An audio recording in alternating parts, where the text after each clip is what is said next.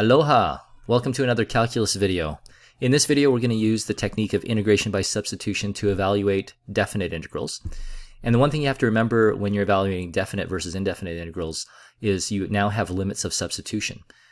And since you're subbing in a different function, your limits are necessarily going to change according to whatever function you subbed in, right? So you see here that you start with the limits from a to b, but then that's going to change to g of a to g of b depending on what you've subbed in for your u function. Okay, so what does this all mean? Let's see by doing a couple of examples. So in this particular case, in part A, I'm going to start with u is equal to root x.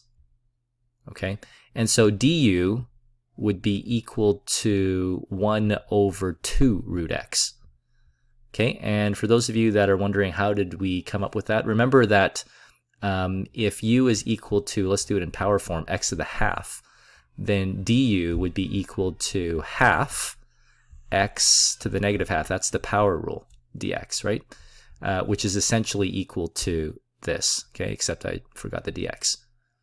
Okay, good. So now what I'm going to do is evaluate what I have here.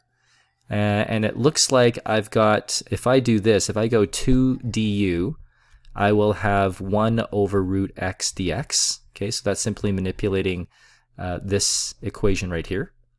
So my integral should be e to the u, right, because u is actually my root x. And then really what I have here is e to the u times 1 over root x dx, which is right here, which is in fact 2 du. Wow, nothing could be easier to evaluate. Now, hang on one second here. We have to remember our limits, right? So what are the limits here?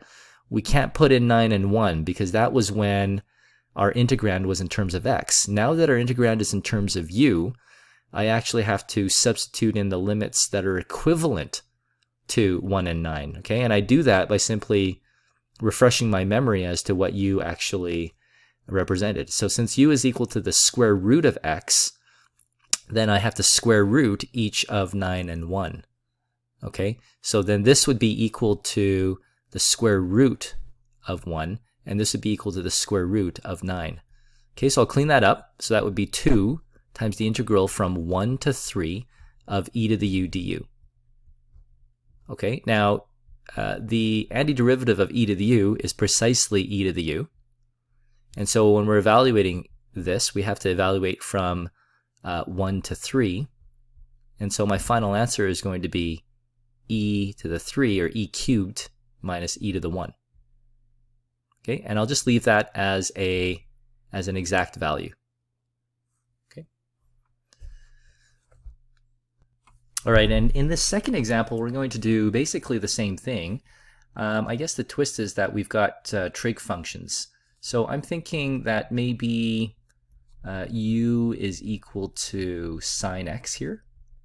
And the reason why I'm thinking that is because I can see cos x up here in the numerator is the derivative of sine x.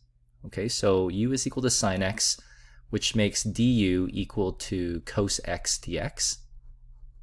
Okay, and so you'll notice that I have a cos x dx right here, so that's an easy substitution. So what do I have then? I've got the integral of basically 1 over u cubed, right? U cubed, because this isn't just sine x, it's sine x cubed du, right? 1 du is my cos x dx, which has replaced the cos x dx.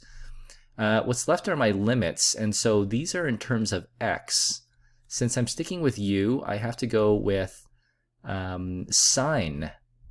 Because that is what my u function is. It's the sine of the x value. Since pi over 6 is an x value, I've got sine pi over 6 down here, and I've got sine pi over 2 up here. Okay, so sine pi over 2 is 1, sine pi over 6 is half of u to the negative 3 du. The antiderivative of u to the negative 3 would be u to the negative 2 times negative half from 0.5 all the way to 1. Now, since negative half is a constant, I can actually just apply 1 and 0.5 to the u to the negative 2. So I end up with negative half times u, I guess I'm substituting in. I'm going to substitute in 1 to the negative 2 minus 0.5. Okay, I'll say half to the negative 2.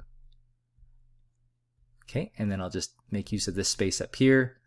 I end up with negative half.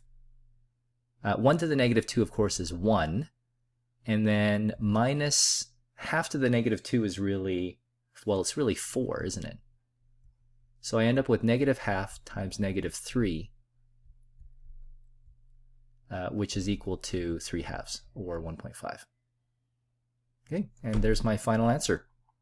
So in this video, we saw a couple of examples of how you determine the integral of determine the definite integral by using the technique of substitution.